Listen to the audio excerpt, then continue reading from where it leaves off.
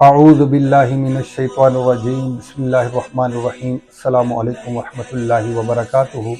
ہمارے سلسلہ حج و عمرہ میں آج کا سوال ہے کہ دوران طواف کون سے امور مکروہ ہیں، کون کون سے کام مکروہ ہیں۔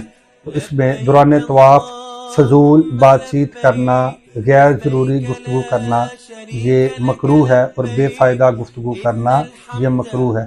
اسی طرح خرید و فروخت کرنا یا خرید و فروخت کے متعلق گفتگو کرنا یہ بھی دوران طواف یہ مکروہ ہے۔ اسی طرح ذکر یا دعا بلند آواز سے کرنا یہ مکروہ ہے۔ اسی طرح ناپاک کپڑوں میں طواف کرنا یہ بھی مکروہ ہے۔ اسی طرح جس طواف میں رمل اور اجتباء سنت ہے اس میں رمل اور اجتباء کو ترک کر دینا یہ بھی مکروہ عمل ہے۔ حجر اسود کا استلام نہ کرنا یہ بھی مکروہ ہے۔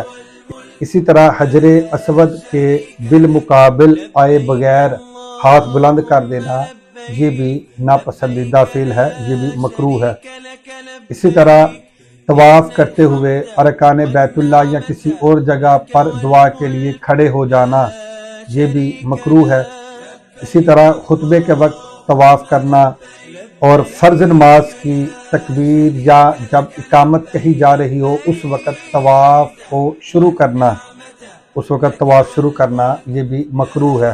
اسی طرح دوران طواف دعا کے لیے ہاتھ اٹھانا یا نماز کی طرح ہاتھ باندھ کر طواف کرنا یہ عمل بھی مکروہ ہے۔